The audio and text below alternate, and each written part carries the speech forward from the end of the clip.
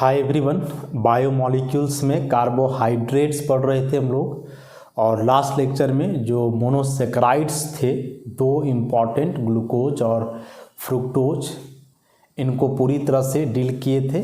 मतलब ये समाप्त हो चुके थे पिछला लेक्चर तक। मोनोसेक्राइड्स को कम्प्लीटली हम लोग समाप्त कर चुके थे। अब ऑलिगोसेक्राइड्स में डाइसेक्राइड्स के बारे में हम लोग को पढ़ना है। उसमें से भी जो तीन इम्पॉर्टेंट हैं, सुक्रोज, माल्टोज, लैक्टोज, उन तीनों के बारे में। तो आज हम लोग स्टार्ट करेंगे इसमें डाइसेक्राइड्स। डाइसेक्राइड्स हैं क्या? तो carbohydrate in which two monosaccharide units are joined together by glycosidic linkage। वैसे कार्बोहाइड्रेट्स जिसमें दो मोनोसेक्राइड यूनिट आपस में जुड़े हों ग्लाइकोसिडिक लिंकेज से। ग्लाइकोसिडिक लिंकेज इस प्रकार के लिंकेज को बोलते हैं। अब बोल रहा है कि यह जो ग्लाइकोसिडिक लिंकेज होगा वह होगा एनोमेरिक कार्बन ऑफ वन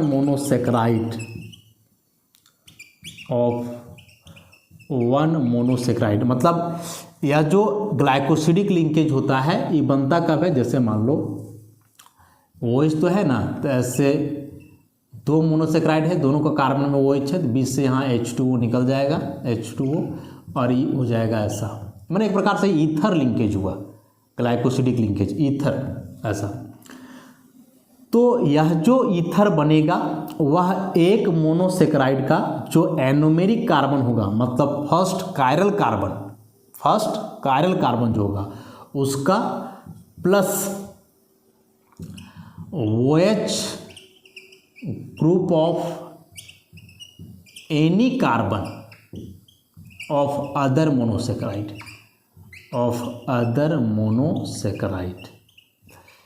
चूंकि दो मोनोसेक्राइड आपस में जुड़ेंगे तो उसमें से बोल रहा है कि एक मोनोसेक्राइड का एनोमेरिक कार्बन ही होगा, एक मोनोसेक्राइड का एनोमेरिक कार्बन ही होगा, मतलब फर्स्ट कायरल कार्बन होगा। और जो दूसरा मोनोसेक्राइड है उसका कोई भी कार्बन का OH हो सकता है। अब कोई भी कार्बन में यदि इसमें भी एनोमेरिक कार्बन ही है, मतलब फर्स्ट कायरल कार्बन का OH, तो यदि दोनों मोनोसेक्राइड एनोमेरिक कार्बन से आपस में जुड़े हुए हैं तो फिर वैसे डाइसेक्राइड कहलाएंगे नॉन रिड्यूसिंग शुगर। मतलब वे फिर फेलिंग सॉल्यूशन, बेनेडिक्ट सॉल्यूशन, वे सभी को रिड्यूस नहीं करेंगे। क्या हम बोले ग्लाइकोसिडिक लिंकेज कैसे बनता है? तो दो कार्बन के OH ग्रुप आपस में इंटरैक्ट करेंगे, H2O बाहर निकलेगा, बीच में ईथर बॉन्ड बनेगा, वही कहलाएगा ग्लाइकोसिडिक लिंकेज।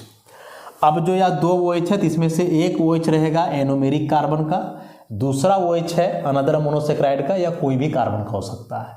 लेकिन यदि ई भी एनोमेरिक कार्बन का OH है, यहाँ भी एनोमेरिक कार्बन का OH है, तब जो बनेगा डाइसेक्राइड फिर वो नॉन रिड्यूसिंग शुगर होगा, मतलब वो रिड्यूस नहीं करेगा कॉमन ऑक्सीडाइजिंग एजेंट को।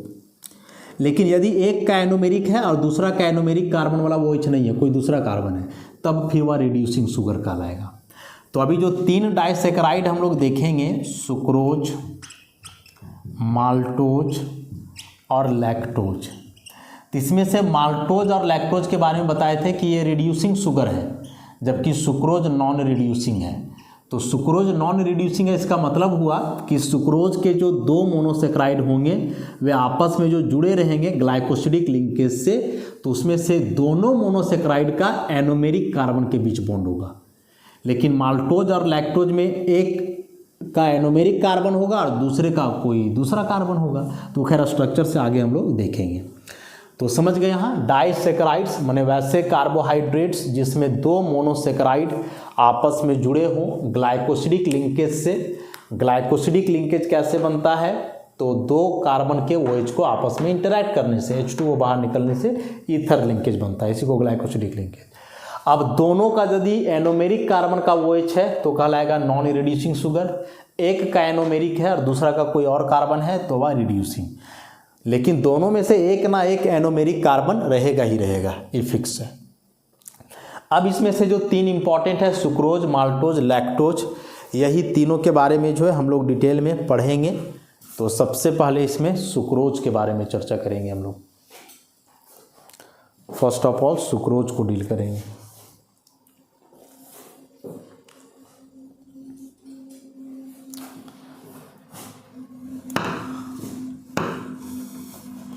चूंकि डाइसैकेराइड पढ़ रहे हैं ना, जो अभी हम लोग लिखे कि दो मोनोसैकेराइड से बना होता है, और मोनोसैकेराइड ऑलरेडी हम लोग देख चुके हैं पीछे ग्लूकोज और फ्रुक्टोज के बारे में काफ़ी डिटेल से।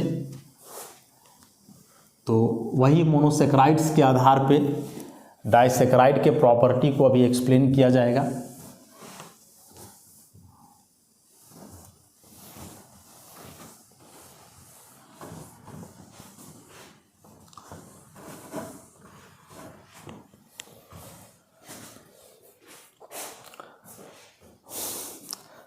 तो सबसे पहले हम लोग स्टार्ट करेंगे सुक्रोज।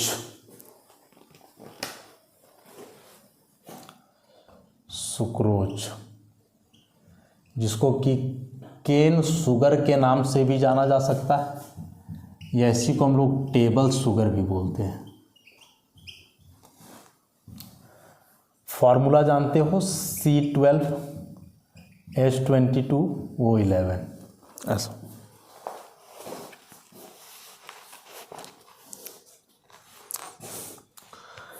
कुछ प्रॉपर्टीज हम लोग देखें सुक्रोज के बारे में। तो सबसे पहले सुक्रोज होता है डेक्स्ट्रोरोटेटरी, इसलिए लगेगा नाम के आगे प्लस। तो plus sucrose is the most abundant, सबसे ज़्यादा पाए जाने वाला डाइसैकेराइड, मोस्ट एबंडेंट डाइसैकेराइड, जो किस में रहता है तो occurs in sugar cane, sugar beet और पाइनएप्पल्स, इन चीज़ों में पाया जाता है। शुगर केन या शुगर बीट से कॉमर्शियली इसको बनाया जाता है। कलरलेस क्रिस्टलाइन सॉलिड है, कलरलेस क्रिस्टलाइन सॉलिड है। मीठा स्वाद तो होगा ही, काहे कि शुगर है।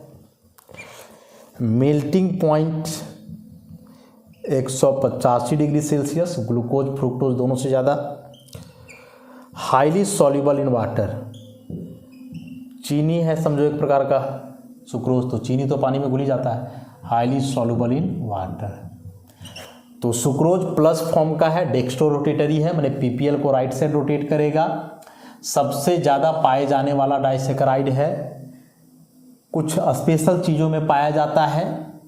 कलरलेस क्रिस्टलाइन सॉलिड है, मेल्टिंग पॉइंट ज़्यादा है ग्लूकोज फ्रुक्टोज के तुलना में, और बोल रहा है कि वाटर में बहुत ज़्यादा सॉल्युबल है। ये बेसिक से प्रॉपर्टी हुए किसका, सुक्रोज का।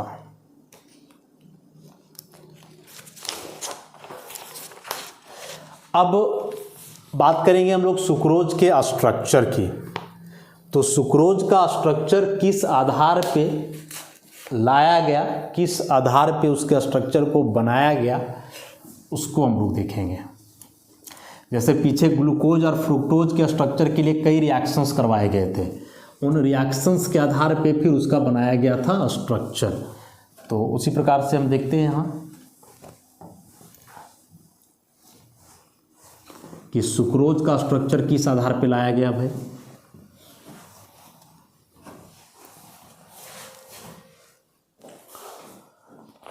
तो सबसे पहले जब सुक्रोज का किया गया हाइड्रोलाइसिस, C12H22O11 प्लस सुक्रोज है, इसका एसिड कैटालाइज्ड हाइड्रोलाइसिस, अल्फा का जो वैल्यू है स्पेसिफिक रोटेशन का वह है +66.5 डिग्री।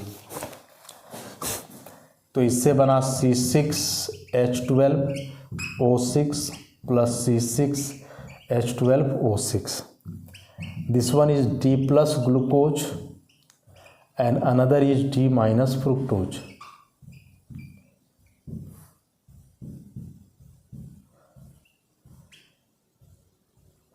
ऐसा इसके लिए जो स्पेसिफिक रोटेशन है +52.5 डिग्री और इसके लिए -92 डिग्री। तो सुक्रोज का हाइड्रोलाइसिस करने से मिल रहा है ग्लूकोज और फ्रुक्टोज। इसका मतलब हुआ कि सुक्रोज बना हुआ है किससे किससे, ग्लूकोज से और फ्रुक्टोज से बना हुआ है। ये दो मोनोसेक्राइड यूनिट हैं जो आपस में ग्लाइकोसिडी लिंकेज से जुड़े हैं और ये क्या बना रहे हैं, सुक्रोज का फॉर्मेशन कर रहे हैं। अब यहाँ देखोगे तो सुक्रोज का जो स्पेसिफिक रोटेशन है प्लस में है, इसका मतलब हुआ कि यह पीपीएल को राइट रोटेट करेगा। लेकिन जो इसके दो हाइड्रोलाइसिस प्रोडक्ट हैं, दो मोनोसेकेराइड जो बने हैं, उसमें से एक है डेक्स्ट्रो रोटेटरी जबकि दूसरा है लेवो रोटेटरी। अब इन दोनों का एवरेज रोटेशन आप निकालोगे, एवरेज रोटेशन निकालोगे तो 1/2 + 52.5 डिग्री -92 डिग्री, मतलब दोनों के स्पेसिफिक रोटेशन को जोड़ करके 2 से डिवाइड कर देना है, एवरेज निकल जाएगा पूरे मिक्सचर का। तो यह आता है -19.75 डिग्री। तो ओवरऑल इस मिक्सचर का जो रोटेशन है वह लेवो रोटेटरी है, नहीं माइनस में वैल्यू आ रहा है, जबकि सुक्रोज का रोटेशन डेक्स्ट्रो है, प्लस में आ रहा है। अब सुक्रोज डेक्स्ट्रो है तो इसके हाइड्रोलाइसिस प्रोडक्ट भी डेक्स्ट्रो होने चाहिए ना, क्योंकि इसी से बने हैं। तो एक डेक्स्ट्रो है दूसरा लेवो, या ओवरऑल बोलें तो लेवो है। तो चूंकि हाइड्रोलाइसिस प्रोडक्ट जो है, मतलब जो मिक्सचर है वह लेवो रोटेटरी है, जबकि ओरिजिनल सब्सटेंस डेक्स्ट्रो है। तो यहाँ क्या हो रहा है कि हाइड्रोलाइसिस से जो प्रोडक्ट मिल रहे हैं उसमें रोटेशन उलट जा रहा है ना, प्लस से माइनस हो गया, डेक्स्ट्रो से लेवो हो गया।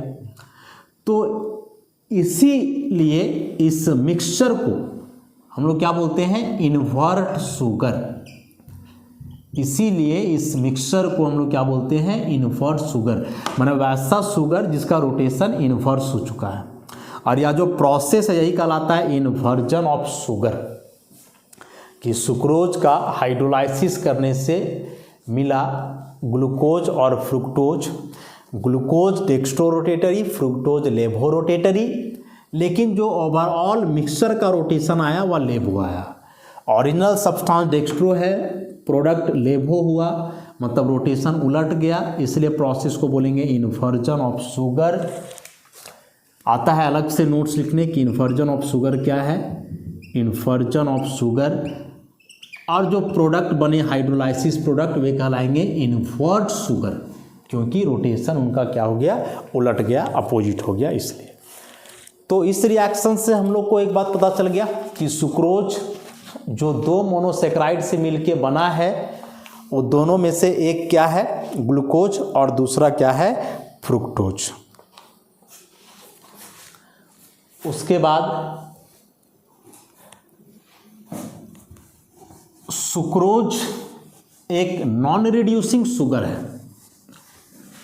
सुक्रोज टॉलेंस रिएजेंट को रिड्यूस नहीं करता है, फेलिंग सॉल्यूशन को रिड्यूस नहीं करता है, बेनेडिक्ट सॉल्यूशन को भी रिड्यूस नहीं करता है। अब चूंकि किसी भी रिएजेंट को रिड्यूस नहीं कर पा रहा है, इसका मतलब यह नॉन रिड्यूसिंग हुआ। और अभी थोड़ा देर पहले एक्सप्लेन किए कि डाइसेकेराइड यदि नॉन रिड्यूसिंग है तो इसका मतलब हुआ कि इसके दो मोनोसेकेराइड यूनिट जो आपस में जुड़े हुए हैं वे दोनों ग्लाइकोसिडिक लिंकेज से जुड़े हुए हैं, दोनों आपस में ग्लाइकोसिडिक लिंकेज से जुड़े हैं। और ग्लाइकोसिडिक लिंकेज कौन से कार्बन से, एनोमेरिक कार्बन से। तो अगला प्रॉपर्टी जो बोला जा रहा है कि सुक्रोज है भाई नॉन रिड्यूसिंग नेचर का। तो यदि यह नॉन रिड्यूसिंग का है तो इसका मतलब हुआ कि इसमें जो दो मोनोसेकेराइड हैं, ग्लूकोज और फ्रुक्टोज, ये दोनों आपस में जुड़े हुए हैं glycosidic linkage glycosidic linkage of anomeric carbon. Anomeric carbon माने फर्स्ट कायरल कार्बन। हम लोग देख चुके हैं पीछे साइक्लिक स्ट्रक्चर में कि ग्लूकोज का फर्स्ट कायरल कार्बन होता है C1, फ्रुक्टोज का होता है C2। तो C1 का OH और C2 का OH ये दोनों आपस में मिलकर के H2O निकलेंगे, तब C1O2 और इसी को हम लोग बोलेंगे ग्लाइकोसिडिक लिंकेज। तो ग्लूकोज और फ्रुक्टोज में जो दो कार्बन आपस में जुड़े रहेंगे एक दूसरे से, तो उसमें से ग्लूकोज का रहेगा C1 और फ्रुक्टोज का रहेगा C2, मतलब दोनों के रहेंगे एनोमेरिक कार्बन। उसके बाद सुक्रोज का जो हाइड्रोलाइसिस होता है वह एक स्पेशल टाइप के एंजाइम के द्वारा होता है। सुक्रोज का हाइड्रोलाइसिस एक स्पेशल टाइप के एंजाइम के द्वारा होता है। सुक्रोज का आप हाइड्रोलाइसिस करोगे यदि, तो एक स्पेशल टाइप का एंजाइम होता है माल्टेस। यह एक एंजाइम है और बोल रहा है कि यह जो एंजाइम है यह केवल और केवल हाइड्रोलाइज करता है अल्फा ग्लूकोसाइड को। तो इससे एक बात क्लियर हुआ कि ग्लूकोज जो प्रेजेंट है सुक्रोज में वह अल्फा D+ ग्लूकोज है। चूंकि ग्लूकोज दो प्रकार का हम लोग देखे हैं, अल्फा और बीटा। तो बोल रहा है सुक्रोज का हाइड्रोलाइसिस किया जाता है एक स्पेशल टाइप का एंजाइम से, माल्टेस से, और यह एंजाइम केवल और केवल हाइड्रोलाइज करता है अल्फा ग्लूकोसाइड को। इसका मतलब हुआ कि ग्लूकोज जो प्रेजेंट है वो किस फॉर्म का प्रेजेंट है, अल्फा को, क्योंकि अल्फा को ही हाइड्रोलाइज करता है, बीटा को कुछ करता नहीं है। अब बोल रहा है कि सुक्रोज का हाइड्रोलाइसिस हम लोग एक और एंजाइम से करते हैं, इन्वर्टेस से, और यह इन्वर्टेस स्पेशल है किसके लिए, तो बीटा फ्रुक्टोफ्यूरानोज के लिए, फ्यूरानोसाइड। समझोगे, सुक्रोज का एक बार हाइड्रोलाइसिस हुआ माल्टेस से, और माल्टेस केवल हाइड्रोलाइज करता है अल्फा ग्लूकोसाइड को, जबकि ई हाइड्रोलाइज करता है केवल बीटा फ्रुक्टोफ्यूरानोसाइड को। तो इसका मतलब हुआ कि सुक्रोज में जो दो पार्ट है ग्लूकोज और फ्रुक्टोज, तो ग्लूकोज है अल्फा D+ ग्लूकोज और यह पायरानोज फॉर्म में है, ग्लूकोपायरानोज या पायरानोसाइड लिख सकते हो, जबकि फ्रुक्टोज जो है वह बीटा फॉर्म का है, वो भी किस फॉर्म का, फ्यूरानोज स्ट्रक्चर वाला है। तो बात क्लियर हो गया कि ग्लूकोज फ्रुक्टोज आपस में जुड़े हुए हैं ग्लाइकोसिडिक लिंकेज से। ग्लूकोज का C1 कार्बन है और फ्रुक्टोज का C2। ग्लूकोज अल्फा फॉर्म का है और पायरानोज है, जबकि फ्रुक्टोज बीटा है और फ्यूरानोज है। दोनों का अलग अलग स्ट्रक्चर होता है, क्योंकि ग्लूकोज पायरानोज में ही एग्जिस्ट करता है, फ्यूरानोज तो इसका बनता नहीं है। फ्रुक्टोज का बनता है फ्यूरानोज भी और पायरानोज भी, तो उसमें क्या इन्वॉल्व है, फ्यूरानोज वाला स्ट्रक्चर इन्वॉल्व है। उसके बाद एक और इम्पॉर्टेंट फैक्ट है कि जब सुक्रोज का रिएक्शन करवाया गया डाइमिथाइल सल्फेट से,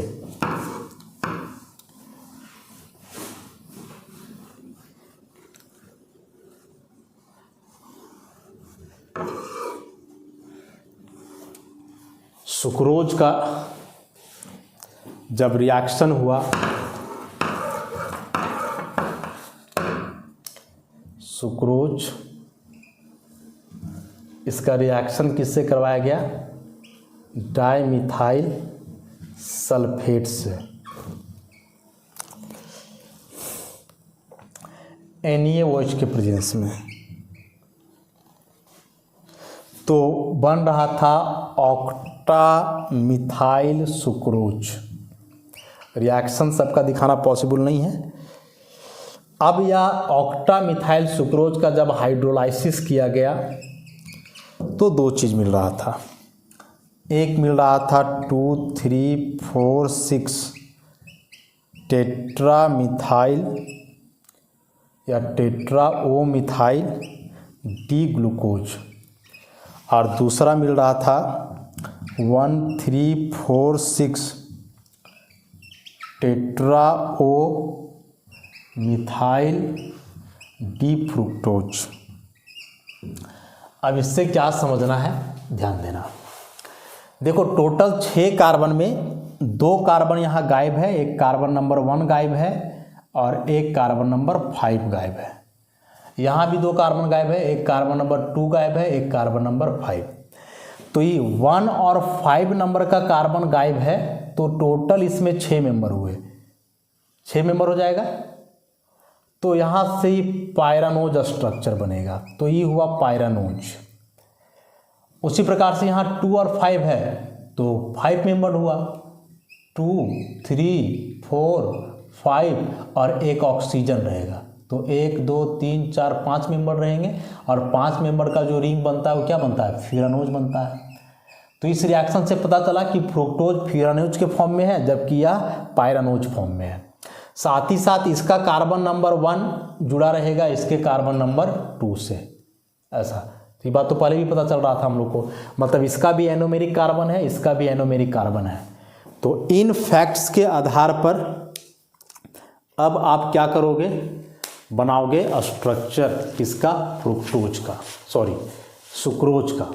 लेकिन सुक्रोज का स्ट्रक्चर से पहले हम लोग देखेंगे ग्लूकोज और फ्रुक्टोज, ऑलरेडी एक बार देख चुके हैं।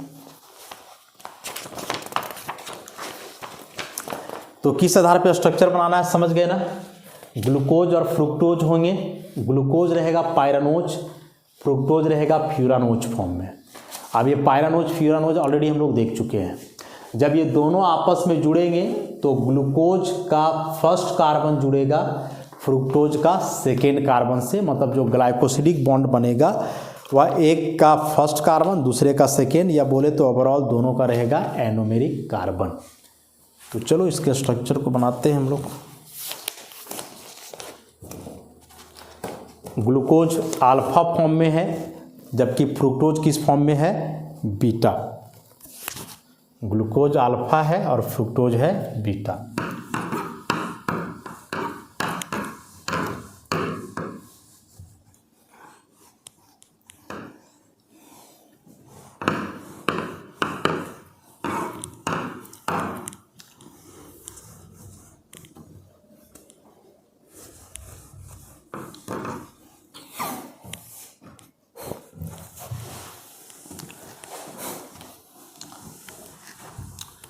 तो सुक्रोज का हाइड्रोलाइसिस से मिला ग्लूकोज और फ्रुक्टोज। ग्लूकोज अल्फा फॉर्म का, फ्रुक्टोज बीटा फॉर्म का। ग्लूकोज का पायरानोज स्ट्रक्चर, फ्रुक्टोज का फ्यूरानोज स्ट्रक्चर। इस बात को ध्यान में रखते हुए अब हम लोग बनाएंगे सुक्रोज का स्ट्रक्चर। तो सबसे पहले अल्फा डी प्लस ग्लूकोज का स्ट्रक्चर बनाया जाए।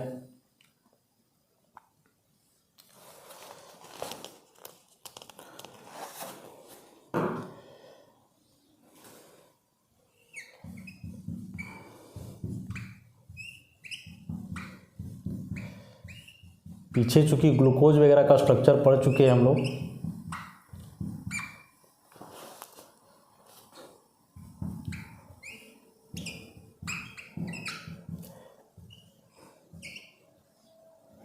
This is alpha D plus glucose. अब बनाना है हम लोग को बीटा फ्रुक्टोज। तो उसका स्ट्रक्चर कैसे बनेगा, तो कुछ इस प्रकार से स्ट्रक्चर था, CH2OH, फिर HOH। तो H तो इसका इधर रहेगा नहीं, OH, H, फिर HOH, H, नीचे भी CH2OH, और यहाँ से था ऐसा। This is beta D minus fructose. इसमें देखो 5 मेंबर है, 1, 2, 3, 4, एक ऑक्सीजन, तो 5th मेंबर है, मतलब ये फ्यूरानोज हुआ। इसमें 6 मेंबर है, 1, 2, 3, 4, 5, एक ऑक्सीजन, तो ये हुआ पायरानोज। कार्बन का नंबरिंग भी कर लो। तो ये है कार्बन नंबर 1, 2, 3, 4, 5, 6।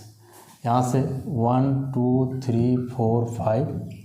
ये दोनों स्ट्रक्चर ऑलरेडी हम लोग डिटेल में देख चुके हैं कैसे बना है, तो यहाँ कोई कन्फ्यूजन नहीं होना चाहिए।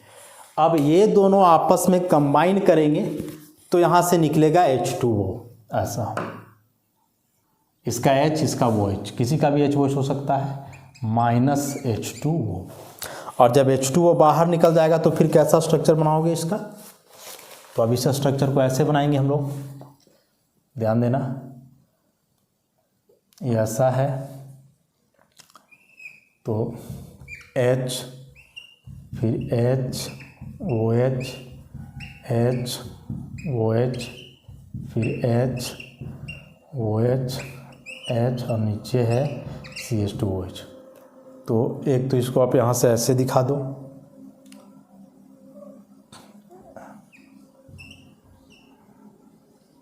ऐसा, और फिर बनाओगे फ्रुक्टोज वाला, तो फ्रुक्टोज वाला जैसे है उसको वैसे ही उतारो,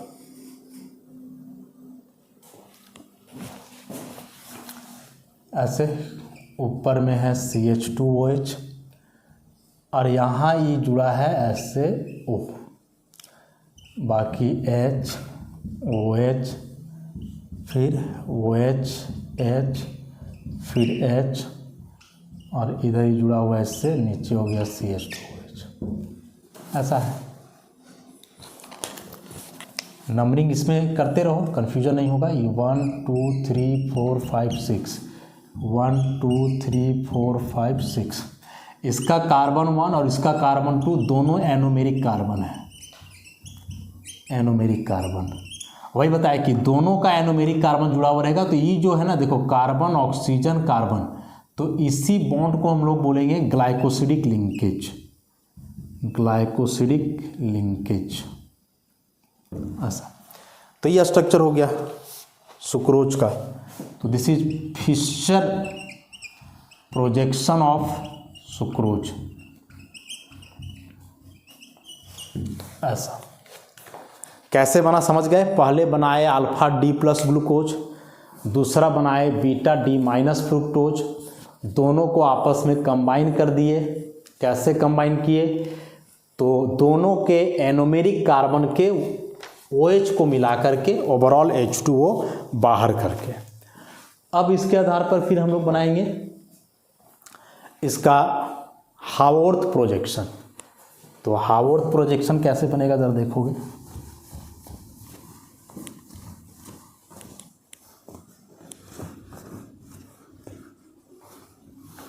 ये फिशर तो समझ गए।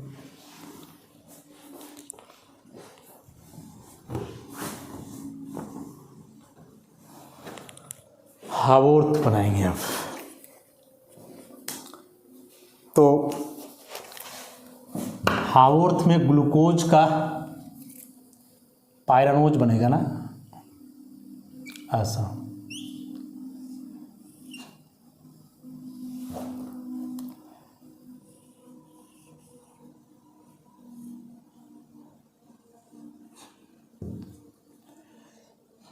ऐसे था, अल्फा फॉर्म है तो OH राइट होगा, तो राइट मतलब नीचे रहेगा,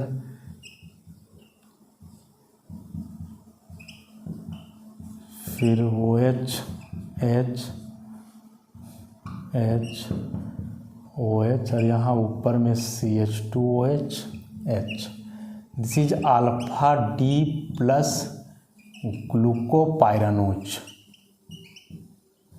अब इसके साथ फ्यूरान वाला बनेगा, फ्रुक्टोज का फ्यूरानोज स्ट्रक्चर है।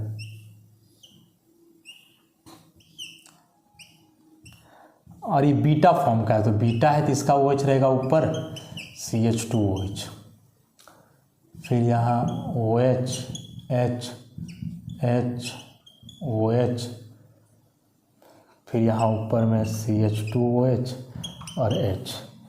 ये है बीटा डी माइनस फ्रुक्टोफ्यूरानोज। कार्बन का नंबरिंग कर देते हैं, समझ में आ जाएगा।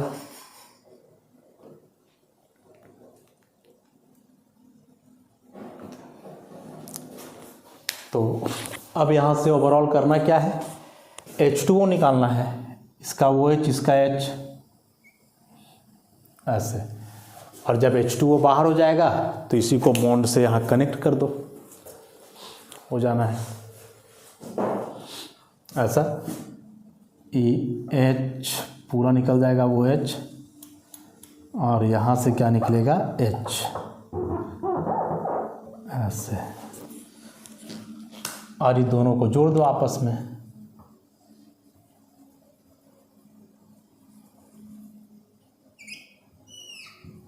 तो this one is glycosidic linkage, glycosidic linkage.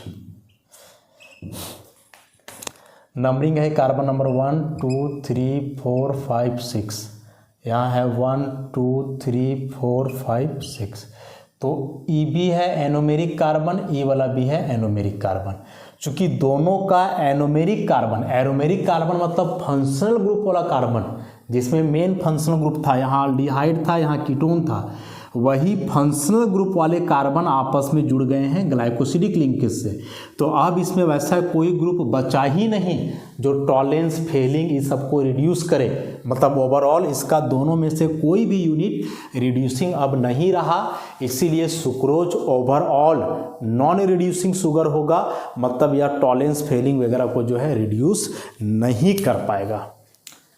तो समझ गए इस फैक्ट को। नोट्स में सब कुछ लिखा हुआ है लाइन बाय लाइन, वैसे ही आप पढ़ोगे नोट्स को और समझोगे लाइन बाय लाइन, तो इन स्ट्रक्चर्स को बनाना जो है काफ़ी आसान हो जाएगा। कुछ नहीं करना था, बस याद रखोगे आप जो रिएक्शन के द्वारा प्रूव किया गया है कि सुक्रोज बना है ग्लूकोज फ्रुक्टोज से, उसमें ग्लूकोज रहेगा अल्फा वाला और पायरानोज फॉर्म का, फ्रुक्टोज रहेगा बीटा वाला फ्यूरानोज फॉर्म का।